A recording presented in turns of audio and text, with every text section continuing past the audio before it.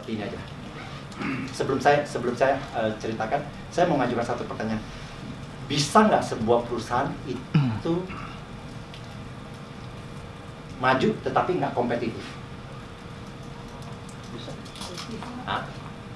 Perusahaan itu maju tetapi nggak kompetitif? Bisa, Pak. Bisa monopoli. Ini saya tanya pelan-pelan ya, di dalam bahasa Indonesia yang baik dan benar. Apakah mungkin sebuah perusahaan itu maju tetapi tidak kompetitif? Bisa. Bisa. Kalau bisa, ilustrasinya seperti apa, Pak? Pak Saka, nanti tolong saya diingatkan, Pak, ya, kapan? Ya.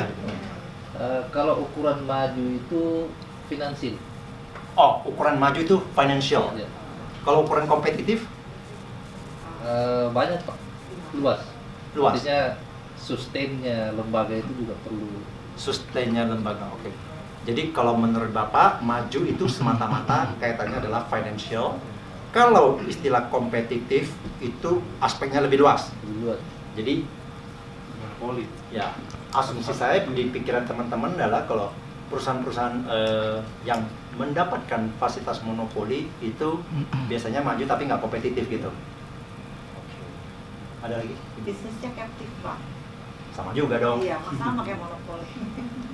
Dapat prima. Ini ada dari BUMN nggak sih di sini? Ada yang dari BUMN nggak? Ini swasta ya? Ini swasta ya? Swasta ya? Oke. Karena biasanya kalau orang swasta ngeliat BUMN itu agak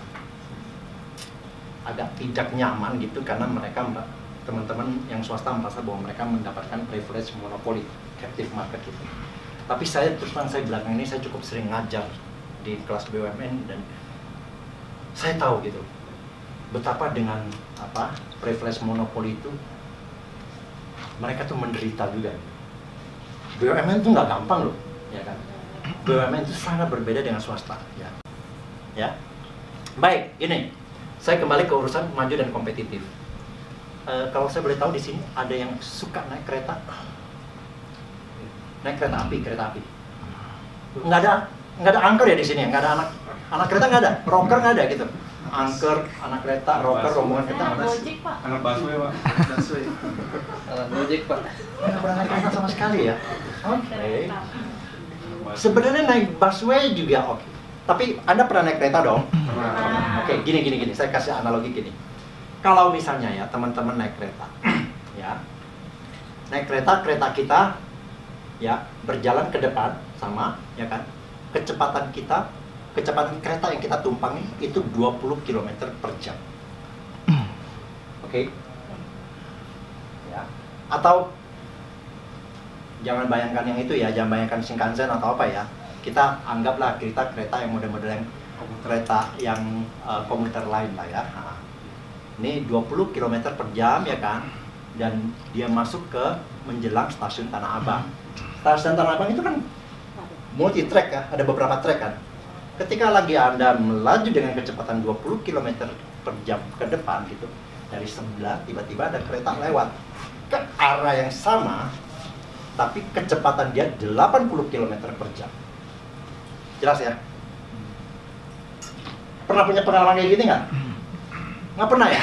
Ini orang-orang kaya semua nih. Soalnya kereta Jawa, Pak. Ya oke lah, kereta Jawa nggak apa-apa. Ya kan kereta Jawa kan Anda juga, ya kan Anda juga lewat stasiun juga kan. Ketika stasiun kan pasti ada beberapa trek toh, dan sangat mungkin Anda dilewati kereta ya. Nah, ini. Oke, pertanyaan saya, ya kan kereta Anda melaju, ya kan ke arah depan dan kemudian dari sebelah melaju ke arah yang sama, tapi kecepatan berbeda. Ya, kira-kira, ya kan, orang yang duduk di kereta dengan kecepatan 20 km per jam itu rasanya seperti apa? Mundur. Kayak mundur. Anda tertolak. Anda seperti tertolak mundur. Anda seperti tertolak mundur. Saya mau nanya, padahal kalau secara absolut Anda maju nggak? Maju. Tapi secara relatif Anda merasa tertolak mundur. Ini yang saya bilang, Anda maju, tetapi Anda nggak kompetitif. Gitu. Ya, Anda maju, tapi Anda nggak kompetitif. Implikasinya apa, teman-teman, ke dalam praktek organisasi? Anda jangan bangga nih kalau mengatakan bahwa Pak, sel saya tahun ini naik 10%. Ya kan? Produktivitas saya naik 10%. Tapi pada saat yang bersamaan, kompetitor Anda bilang sales dia naik 25%, produktivitas dia naik 30%. Ya kan? Anda maju nggak? Maju nggak Anda? Maju, Anda naik kok 10% gitu loh. Tapi kompetitor Anda naik 25%. Anda naiknya 10, mereka naiknya 25%. Anda maju? Maju. Anda kompetitif nggak? Tidak kompetitif. Jadi sebenarnya kalau Anda mau mengukur competitiveness Anda, ya kan, jangan hanya lihat dari pertumbuhannya berapa, ya, omset saya naik berapa persen, profit saya naik berapa persen, ya kan. Tapi Anda lihat market share Anda. Kalau saya bilang market share itulah yang mengukur secara tidak langsung kompetitif Anda. Tapi ini dalam kondisi normal-normal ya, karena saya pernah diprotes, Pak bisa aja Pak saya naikin market share Pak, ya kan. Tapi kemudian saya jual murah, banting harga habis-habisan, saya rugi gitu. Itu lain cerita lagi. Maksud saya dengan kondisi yang normal-normal ya kan, cost Anda terjaga, profit Anda terjaga. Nah, yang terutama Anda harus lihat itu adalah market share. Ya. Nah, teman-teman, saya mau nanya, kenapa saya terus terang saya menggantikan kata achievable dengan ambitious? Kenapa gitu? Karena kalau achievable, ya kan, ibaratnya kalau Anda bisa mencapai, kompetitor Anda pun bisa mencapai hal yang sama gitu loh. Ya kan? Jadi kalau Anda capai, sorry lah, ya kan, Anda maju, tapi belum tentu Anda kompetitif.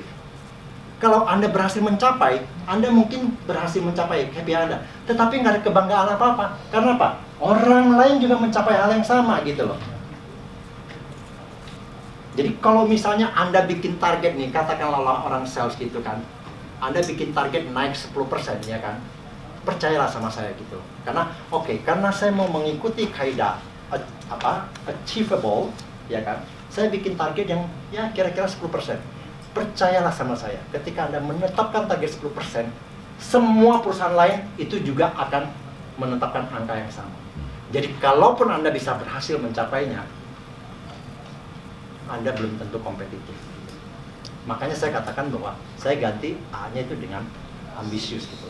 Karena saya pikir, ya kan, ya kok performance management yang baik adalah kalau saya bilang bahwa bukan Anda hanya bisa perform dengan baik, tapi Anda bisa perform dengan baik sekaligus bawa organisasi Anda menjadi organisasi yang kompetitif gitu. That's the point.